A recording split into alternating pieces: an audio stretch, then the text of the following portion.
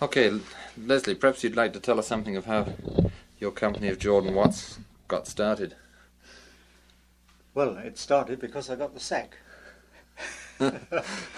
I was working for a loudspeaker firm at the time and had been so for 13 years, but the governor who founded it way back in the 1920s died in 1955, and his widow was left with the job of running the company, which she'd been out of for some time because she'd been at home with her daughter, her baby daughter, and then she had to find £85,000 in death duties in cash, which she didn't have because all of their money was tied up in the company, which was always expanding.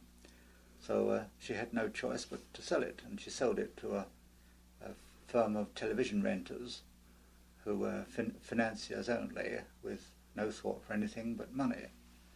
And they put their own men in to have a look to see how the firm went, and came the day when the managing director was called in and told he was sacked. And as I was next in line, I thought the responsibility of taking on the managing directorship would fall on my shoulders, but a few days afterwards I was called into the office and also sacked. So there was no choice but to do something about it, and the only thing I knew was loudspeakers, so I went into making loudspeakers. But it wasn't entirely me, because there was a chap there named Jordan who was quite a theorist on loudspeakers, had been in the laboratory for about 12 years working for Goodman's, and when he knew that I was going to go out, came to me and said, I've got some very good ideas for loudspeakers if only somebody would back me, and what about joining up, teaming up, and making this good idea of mine? I said, tell me more, which he did, and he's a very convincing talker, and I agreed that we would work together.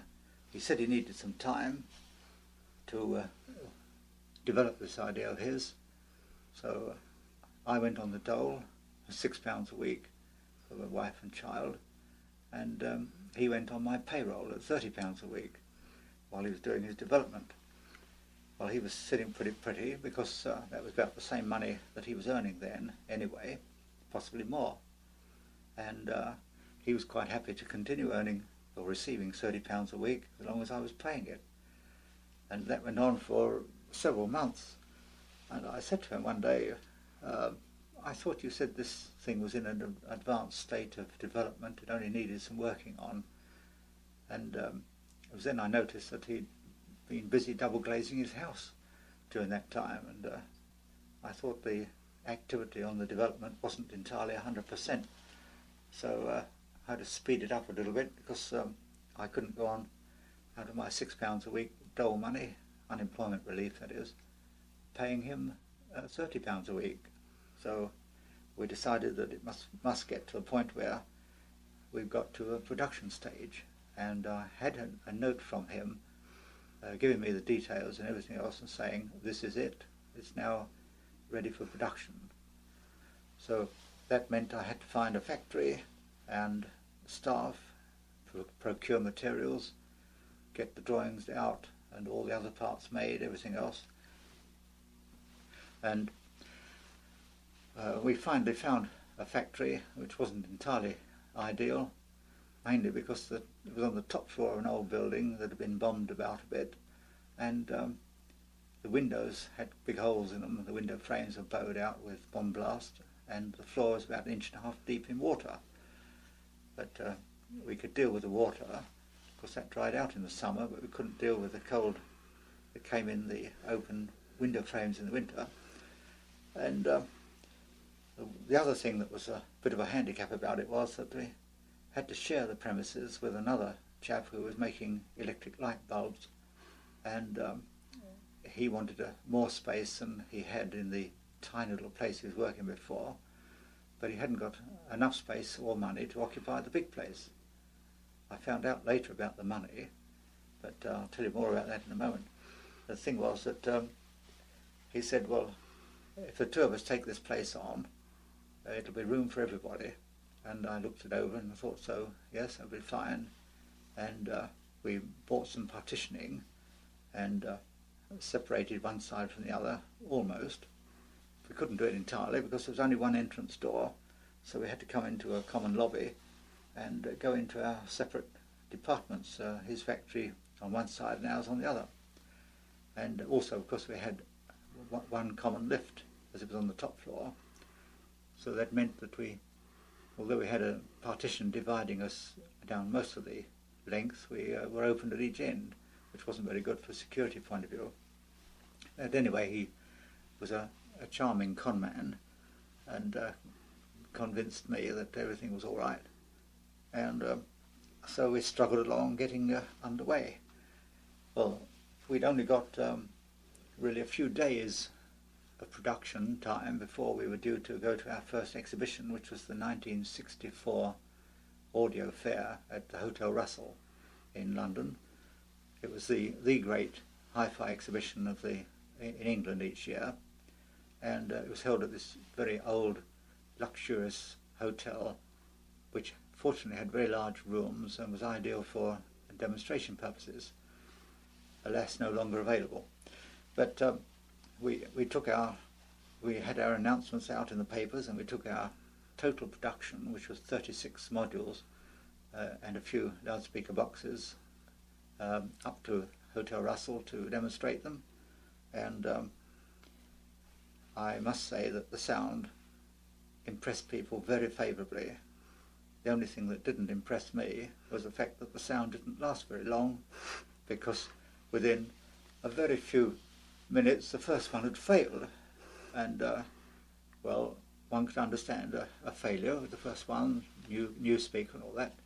So we changed over the speaker in the box and put another one in, and so it went on. Only unfortunately, every now and then the door had to be closed for lunch while another one was repaired. Well, this I found out later was due to Mr. Jordan being a very deep-thinking and forward-thinking engineer who always wanted to use new materials that weren't quite ready. And the material that he was using was called conducting cement. It was colloidal silver, which when it dried out left a silver connecting path to join the voice coil lead to the lead out for the loudspeaker. The only thing was that Mr. Jordan had overlooked the fact that loudspeakers vibrate, or loudspeaker coils vibrate. That's the very purpose. And colloidal silver, when it dried out, the powder didn't like vibration, so it just shook free of the wire and was no longer conducting, or it conducted now and then at a very high resistance. And so we had quickly to change that idea after the show. But in the meantime, we were going through our stock of 36 until we finished the show at the end of the time with about 6 working loudspeakers, and all the rest had to be remade. Well, we back to the drawing board again, and I was not in the same technical class I felt that a laboratory man was, and I didn't feel it was my right to criticise him, but obviously, as it was my money, he hadn't got a penny. It was my money that he was using. I had to say to him that we've got to make a change in this to put it into a much more reliable condition, and so we went back to doing something which was the most simple way of making any electrical joint. That is, make the electrical connection with solder, a special solder for soldering aluminium to the copper, as we were using aluminium as the voice coil wire. We use the loudspeaker is entirely made of aluminium voice coil former, aluminium cone, so special solders and special metals and special glues are necessary. Anyway, back to the story. The other thing was that the loudspeaker had been made up more or less as a laboratory lash up without any thought to what it would look like as a production job. And although it worked, it didn't look good enough to become a saleable proposition. So, in fact, how did the original Jordan Watts module look as you were told that it was ready for production? When you can understand that the frame or chassis was made up of 4 brass pillars fastened between 2 steel plates, and the steel plates were suspended. The rim was suspended to the steel plates by means of a piece of PVC sheeting, and the cone itself was a piece of stretched aluminium which had been stretched by the ingenious way of clamping it at the edges in a butter dish and using the knob of the butter dish to press through and stretch it till it became a loudspeaker cone shape, this particular cone shape, which was neither attractrix nor exponential, but butterponential, I suppose, or something like that, because it just happened rather than anything else. And that was the one that was used. But actually, Jordan, who was a mathematician, did work out a very complicated formula and mathematical formula for the curve of this diaphragm, which was made up of a great number of radii, each one contributing to part of the curve. And we applied for a patent on that and were granted the initial application. But we didn't proceed with it because we ran out of money before we could pay for it. But I'll tell you more about that in later time. That was the cone. The suspension consisted of, this was the one we got to start with, by the way, to get into production. The suspension consisted of 4 wooden blocks stuck onto the magnet with epoxy resin, and 3 piano wire pins were pushed into this wooden block, or into each of the wooden blocks, to form the suspension. The way of joining it I really can't remember now, because it was so Heath Robinson that it just frightened me, and we had to do something else about it straight away. And to hide the works, we put some thin nylon netting round the outside of the cabinet of the chassis, and generally it looked a bodge, and it was. So it had to be turned into a respectable looking thing, and the first thing to do was to design a die-cast chassis, which fortunately was dead right from the start, because that's still in use today, the same design, the same shape.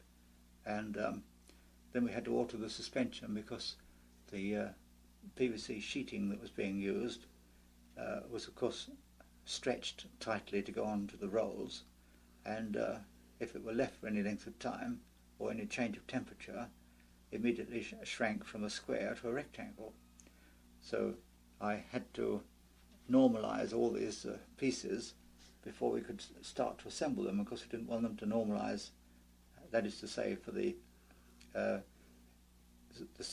stretch in the PVC sheeting gradually to go out as it was left unstretched until it took on a new shape. So I used to put these in the oven, the ordinary cooking oven at home, with just slightly warm, and leave them in there for about half an hour until they got warm right the way through. And of course, with PVC, as you know, when it gets warm, it gets very limp, and it was a dickens of a job to deal with this stuff that hung about like wet batter pudding. And we took it out of the oven and had to put it all out to dry, to cool off, so that it cooled off with nothing holding it in any particular shape. It resumed its natural shape completely without any inbuilt stresses. Well, that was still not much good for the suspension, so that had to be changed, and we found a new way of doing it by going to a firm that was doing the cocooning of military hardware after the war, and they developed means of spraying netting with various substances to form a lightweight but absolutely airtight and atmosphere tight covering, so that desiccants could be put inside it and keep the air absolutely dry. And we got them to develop a particular PVC latex solution which could be sprayed onto polyether foam, and we had then the benefits of very lightweight, elastic, and almost without any influence of its own, so that the loudspeaker cone could move up and down with complete freedom and yet held in perfect centering. Well, while all this was going on, of course, we were still in this shared factory, and we were having our struggles, and so was the chap who took on the lease for the other place. And he told me one day that he couldn't get a joint lease because the landlord would only deal with one person, and but we would get a sublease. Well, the months went on, we still didn't get a sublease, and when asked about it, he would say, "Oh, well, that's in the hands of my lawyers, they're dealing with it," and it didn't work very well. But anyway, this chap's business was expanding, and also expanding not only in activity but in the volume of materials that he was handling. And the electric light bulb take up a lot of space, and he was running out of space, and he noticed that the fire door and the emergency door that led to the premises next door was open, and as those premises were empty, he started using the top floor next door, for storage, and more storage, until he got just about half of the floor occupied there. Now, in England, you didn't pay rates, that's local taxes, on premises that were unoccupied, and the landlord was quite happy about the place being unoccupied, but he had a terrible fright when showing some prospective tenants round. At a later date, he found the top floor was full up with materials and stock, and he immediately gave an order to the glass electric light bulb maker to clear the place, which in his particular way he took no notice, and promised to do something but didn't do it, and so nothing happened. And then one Saturday it was, there was a panic on, and one of my friends rang me to say, "You better get down to Benlow Works right away, there's something going on there." I came down there, and I found that this man had come in on the Saturday morning and found the builders were bricking up the doorway that he'd been using into the other premises, and he'd called up one or two of his friends on the phone to come in and help him, and they dragged all this stuff out of the other building into our building, and as they'd nowhere to put it, they went into our factory, lifted up the benches, piled them one on top of the other one, moved all the stock up, all the stores and everything else, and we got then about half of the place of the area that we'd previously occupied, and there was nothing I could do on my own with a situation like that. So when the workers came in on Monday morning, they saw the place looking as if a bomb had hit it, with benches piled on top of each other, chairs on top of the benches, and stores everywhere. And I remonstrated with this chap about it, and he promised to do everything he could as quickly as he could. He was going to get some more storage space elsewhere, and as usual, that took quite a number of months before he cleared out entirely. But in the meantime, more trouble hit us, because I came in one day and found again our factory had been reduced to about 3/4 of its size, and in particular the laboratory that used to be down by where the lift is was emptied, and all the stuff from there pushed into the factory. When I looked in the laboratory, there were about 8 small automatic lathes in there, and as we don't do any machining ourselves, I wanted to know what this was all about. And he said that the superior landlord had said he needed more space and was going to take that over. I protested on the grounds that I'd paid my rent and I was entitled to quiet possession. But, oh no, I was told that the superior landlord had insisted on this and he'd a right to do so. And furthermore, he wanted to put some more lathes in the main factory area. So I went over to see the superior landlord, and he told me that it was his intention to reoccupy the premises, but he had been told by the man I shared the place with, he'd told him that it's quite all right, he could have our factory because we were only tenants at will, as we hadn't got a lease. And I found out the reason why we hadn't got a lease when I told the superior landlord that we'd been waiting for our sublease, and he said, well, he can't give you a sublease because under the terms of his lease he's not allowed to sublet, and that's why you have no legal rights. So I said, well, we have a legal right in that we've been paying rent all this time, and we've been paying it promptly. And he said, well, he's not been paying any rent, and that's why we want him out of there. And the way to get him out is to start moving in. Anyway, as I told him that everything that I possessed, my house and savings and everything else were tied up in the business, and to move out and possibly to move out immediately and possibly look several months before I could find new premises would be financially impossible. And he said, and I thought it very decent of him to do so, he said that he really didn't want the premises all that much himself, but he wanted to assert his right to get the other man to pay his rent or to get out. But obviously the situation was so untenable that I had to look for other premises, and as I mentioned, the place next door was empty, and we'd made application before for it, but the owners were not interested in letting one person go in there, or even in letting one floor. They wanted to let the whole 4 floors. It had been occupied by Trico, who make windscreen wipers and were agents for the French Herschel lights, lamps and motor hooders and things. Anyway, they'd moved out, and the place was empty for about a year and still no takers for the whole premises.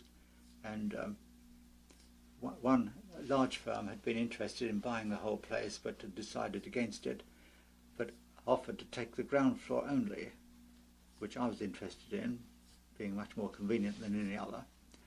But it was too late.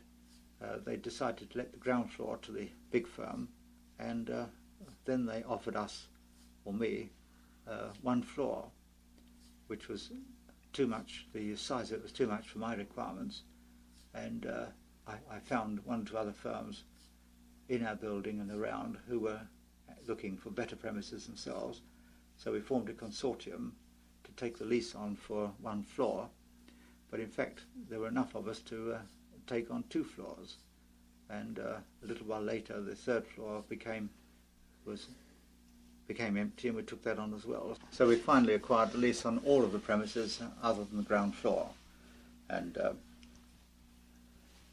the first few weeks we were in there, it was bitterly cold weather. We had no heating, no partitions, and absolutely nothing except determination to carry on. And in order to keep the staff, the workers, capable of being able to work, we had to get small electric bowl fires, which stood on the floor near their legs and feet, and gave them a little warmth around their calves, and a little local warmth for them, but their backs were freezing, and I think it was the coldest 3 or 4 weeks I can ever remember. Anyway, they were cheerful about it later on, although perhaps not so cheerful at the time. Well, just before this had happened, we had run into a lot of teething troubles in the manufacture of the speaker. In addition to all the rent and other troubles, a lot of teething troubles with the speaker, and Mr. Jordan, who was responsible for the design and for production, wasn't able to cope with the situation very well, and finally we got to a point where we had 3,000 speakers awaiting repair, and that 3,000 was almost our total production to date. We had appointed a firm as our sole distributors, and they had a contract to take 250 speakers a week, and they said to us at this point, we don't want any more because we've got sufficient in stock. The customers are reluctant to take them because of the unreliability, and so therefore we shan't want any more for 3 months.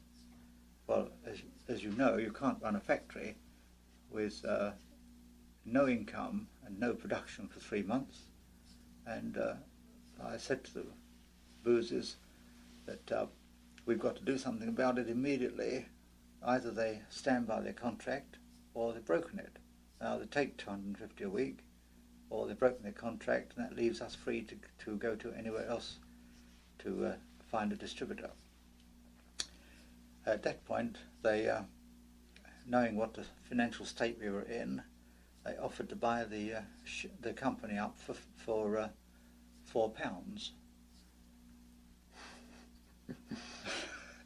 which is about $7, and pay off the debts. And I was not anxious to sell for that price, having put everything that I'd got into it, and so I turned it down, and at the same time told them they were in breach of contract, and we would do the distribution ourselves, and we went out to sell. The only problem was we didn't have anything to sell, because everything that we'd made was sold to our sole distributor, and they'd returned a lot of them for repair. None of them belonged to us, but we needed money. There was only one thing to do, was to go out and sell their stock, to get the money, to pay for the staff, to do the repairs on their stock so we could sell it back to them, or give it back to them. But actually we took advantage of this rather disastrous state of affairs to change over from the Mark I, which was the fabricated chassis, to the new Mark II, which is a much more presentable speaker and much more reliable. And we made a charge for this changeover, which Boosies were quite prepared to pay, because it became a more saleable article anyway. And I went out to do selling. Well, the only thing was that getting to this stage, I had no money. We had no further income from the sole distributors. So I said to Jordan, well, you'll get no more money now until you go out and do some selling. And if you succeed with the selling and we get some money, you can have some. But here's your notice, a month's notice. If at the end of this time there's no more money, this is to make it official, there's your notice, 1 month. And you're finished, or you stay in if you can sell. He said, I can't run without money, I've got commitments. I must have money coming in every week or every month. So I said, all right, well that's it. And so he quit, and I was on my own, and I had to fire all the staff because I couldn't afford to pay them, and that was all except one, and she didn't want to go because she was pregnant and got about another 2 months to go, and she didn't want to be at home all day on her own. So she said, well, I'll stay on for a month more, without pay, but if you get over this, you can pay me then. And I thought that's pretty good because there's somebody there to answer the phone and deal with things while I was out. So I went out selling stuff that wasn't ours in order to get some money to repair the stuff which belonged to them. And I got one or two bills to pay. The Swift Levick, who sold us the magnets, had just supplied us with about 500 magnets, and I had no immediate prospect of using them because I'd got all this old stock to remake, and that provided us with all the materials we needed there. And I hadn't the money to pay Swift Levick for it. So I said to them, would you like to have some of them back? I've opened the box, or opened one of the boxes, but you can have the rest of them back. And the managing director said to me, well, what are your plans? Do you intend to stay in business or not? I said, I've got to stay in business. I said, everything I've got's in this, my house, my savings and everything. He said, well, in that case, he said, you'll need the magnets at some time, won't you? Pay us when you get some money. And I thought, what a marvellous thing to do for a businessman to say to somebody in dire straits like that, here's a big helping hand. And another big help I had was from a friend of mine, who became a friend of mine, who had a motor spares shop, and he'd had more disasters than I had, because but he was a very cheerful and philosophic man, and I told him about some of my difficulties. He said, really, you know, you've got nothing to worry about. If you make a good product and you give good service, you'll never go wrong. Well, of course, I thought a little more about it, and I thought about this state of affairs where we've got so many of the Mark I failures that I thought, now, how many people know about the failures? There's only ourselves and the distributors, one or two dealers, and that's about all. The public only buy 2 at a time or 4 at a time the most, and there's no reason why a man in one town shouldn't have any idea that a man in another town has also had his speakers gone wrong. And as long as we kept up our service of replacing them immediately they came in, send out new ones or remade ones, which were reliable now, we would. There's no reason to be bothered that there's a total of 3,000 gone wrong, because we're putting them right immediately. They go wrong by giving them new ones instead of the old ones, and as it turned out, they were absolutely delighted. The people we met were only too happy to think that, oh, Jordan Watts speakers, they're fine. If anything goes wrong, they send you a new one straight away, replace it. There's no long delay while they're repairing it. And we gained a lot of goodwill instead of bad will out of the misfortunes. Well, I managed to start some sales among establishing customers, not only for the modules, the loudspeaker units themselves, but also for the enclosures. And we redesigned the enclosures and make them look a bit more respectable, and introduced the Juno, which was one of the, and has been ever since, the best-selling one in England. The money that came in from there enabled us to pay our way, and we started taking on staff. I went round to the houses of those people who were previously on the books that we'd had to put off, and we re-engaged about 4 of them. Others had got jobs or weren't coming back to work anyway, and we got some trained staff back again, and took on a few more, and we were in business and well on the uphill climb once more. Yes, in August 1964, we had been going then for 4 months, and we'd reached the point where we needed more money, and the only way I could get it was to go to the bank and mortgage my house, in fact, or put my house in as collateral for a bank loan. And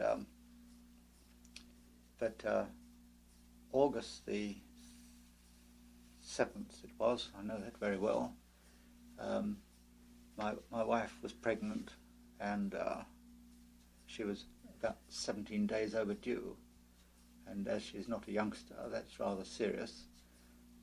But she'd phoned the midwife, and the midwife said that make all the preparations, yes, and left her telephone number. And during the evening of the 6th of August, my wife said she felt that that must be her time coming.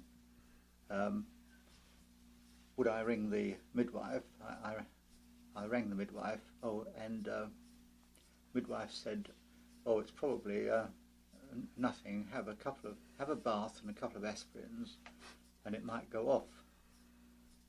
Well, not being very experienced in childbirth symptoms, my wife obeyed what the midwife said and went to bed, but she didn't feel very comfortable, and around about 2 o'clock in the morning, she said to me, I think this is it. I think I've got the final pains.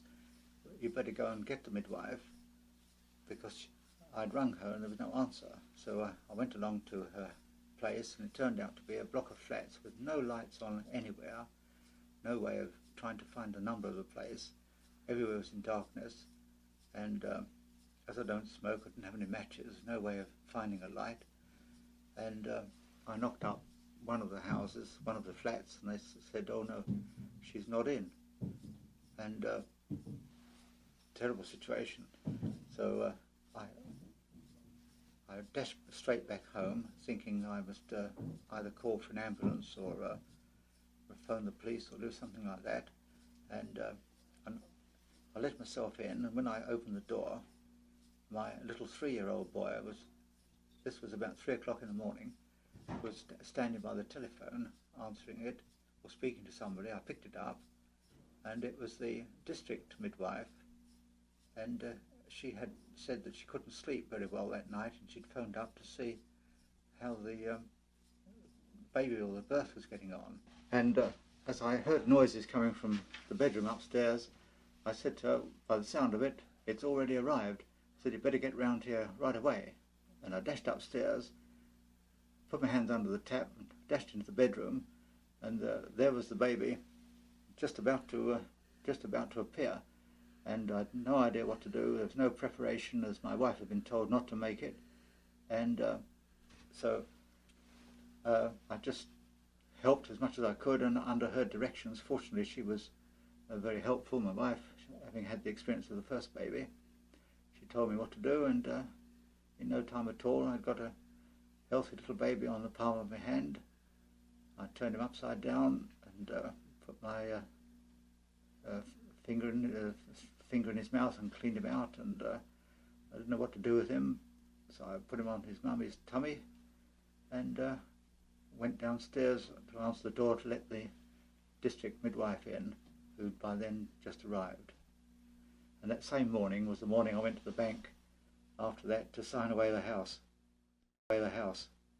Away the house. Away the house. Away the house.